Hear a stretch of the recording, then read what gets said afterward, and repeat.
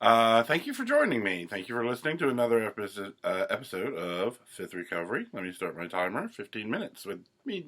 I should just call it 15 minutes listening to Jay Tombstone. Um, yeah, 15 minutes listening to Jay Tombstone. But I am trying to talk about stuff here that I don't talk about with like just hanging out. Let's start off with the 5 things I was grateful for on December 13th, 2001. Next to my thankful journal, I am thankful for Tammy Faye, cute clothes, windy days, my apartment, and Wellbutrin. So that says 2001. I was on Wellbutrin. Yeah, I've been diagnosed with officially with depression by then. Of course, Tammy Faye. I'm eternally, Tammy Faye is my spiritual touchstone. So today I would like to discuss trauma therapy. I, of course, started trauma therapy a few months ago now. I've had a few sessions, but I just had my first actual session where you have like the little things. There's like a whole, there's these 2 things that you hold and you vibrate, and it's supposed to make your brain kind of feel like the same as when you're in REM sleep. So the idea is you talk about your trauma while you're doing this, and it kind of puts your brain in REM sleep. And then that's supposed to help you kind of file it away in your brain like like you do your dreams, like you can't quite remember your dreams. And I've had a few meetings with the trauma therapist to meet and all that. I had the meeting where she asked me to write my 10 best things that have happened, 10 worst things that have happened, and then we went over that. We discussed those kind of in a little bit, and then this last week we did the first official with the machines, and we discussed the what I consider one of the most significant traumas in my life, which is in 6th grade. I dealt with an assault. I was in 6th grade, very early on. As I kind of remember, it was like that first time that we dressed out in middle school. It may have been a week or 2 later, but it was very early on in 6th grade. After we'd gotten the little shorts and shirts, and you have to like dress out, which you never did in 5th grade. Up until 5th grade, you went to PE, you just went out, played, and went home filthy. In 6th grade, of course, at least where I grew up, in 6th grade you started going to PE. It was his own class, and you would go get dressed out in different clothes, take off your clothes, put on different clothes, go play in those clothes, and then come back and change again. Very early on in my changing experience, it might have been the first time, it might have been within the first weeks. I remember it early on in 6th grade. I had changed out. I'd already changed. I was sitting in my little blue shorts and my white shirt with a little devil on it. Our middle school mascot was a devil, and as I was sitting there, it happened in a split second. So it was clearly pre-planned by a group of I'd say 8 to 10 guys. Classmates. They were my classmates who came up from behind me and pushed me to the ground, face down on the ground. And some of them grabbed my legs, some of them grabbed my arms. At least one of them had me by the back of the hair. I had hair then. Had me by the back of the hair and was kind of pushing my head into a locker. And as they're doing this, they're calling me a faggot. And they're saying, "We're going to fuck the faggot." And I was 6th grade. I would have been 11. I would have been 11 years old. And they're saying they're going to fuck the faggot. And I'd been called a faggot for years. I asked my mother at one point, what's a faggot? My mother, God love my mother, said, a faggot is a mean word for people to talk about boys who like boys the way most boys like girls. God bless my mother. But she put it in those terms, and I was like, left me wondering, maybe I am a boy, maybe I'm a faggot, I'm not sure. So during this assault, as these people are assaulting me, they've got me pinned down, they're taking my clothes off. They're taking my shorts down, taking my underwear down. They're trying to get my shirt over my head, but they can't really get the shirt over my head because there's too many people on every arm.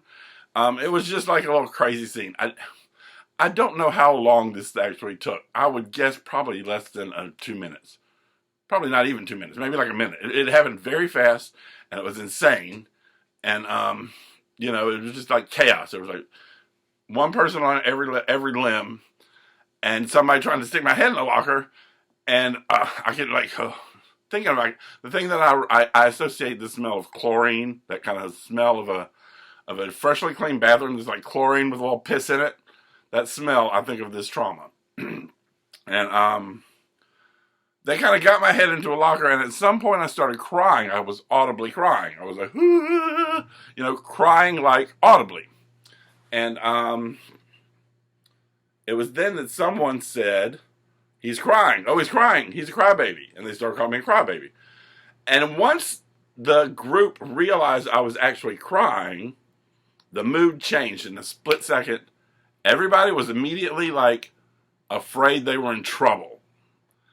And they dropped me. Everybody let go, and it's like everybody dropped it and stepped back, kind of. And they all kind of started walking out. And as they're walking out, they're like, "He's a crybaby. He's a sissy. He's a faggot. He's a crybaby." And somebody said, "And he's probably going to tell and get us in trouble." And that was that moment. That moment. I had times in school before then, and I would go home and not say anything because I didn't want anybody to know that, something I just had to deal with in trauma therapy was that I just, I didn't want the people at home to know what the people at school thought about me.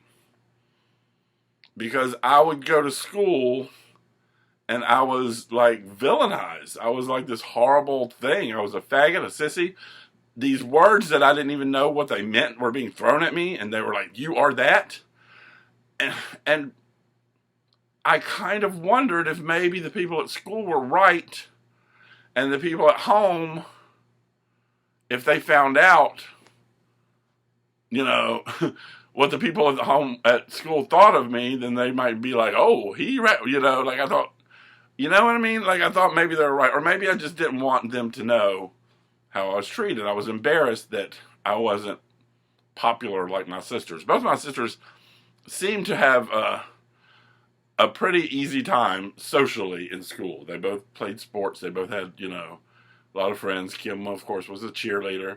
Des was on basketball, ROTC. She did everything. So to be kind of the baby of the family and just horribly unpopular and just kind of, outed. I was just like I was not in any loops at school. So, that trauma in 6th grade was the moment I really kind of decided I'm not telling anyone this. This is the most traumatic thing. To this day, it's still one of the most traumatic things that have happened to me because there was that moment of no body autonomy where you've got a bunch of people trying to do something. You're not even sure what's about to happen. This is just traumatizing. There's no way around it. That is the most traumatizing. Ooh, I'm about to cry thinking about it. I'm on the edge of crying a lot lately, too, with all this trauma therapy. I'm on the edge of crying a lot. And sometimes I just find, little... And I'm not even audibly, I'm not crying. I'm just, thinking of something, and I find, I'm sure you all understand. Anyway, so that was the biggest trauma I worked through first. And, it's a lot. It's a lot to kind of go through that again. And the thing about that memory specifically is that memory, because I never talked about it, never went away. I was always hyper aware, hyper conscious of that memory, and very aware that I'd never told anybody and didn't want to tell anybody. And I didn't tell anybody until I was in 30-something. To my 30s, I told someone in therapy for the first time that story. And, there's other traumas where I have talked about these traumas, and I don't know what the difference of that is yet. The difference of a trauma that you're open and share with everyone, as opposed to a trauma. Ooh. And she specifically started off with she wanted to do the youngest, the traumas when I was before I was 18, as I was do the younger traumas first and then get to the older traumas, which that trauma is the worst thing that happened to me. The trauma with my mother going through cancer is the lowest part of my life, where I feel like I was most ashamed. I'll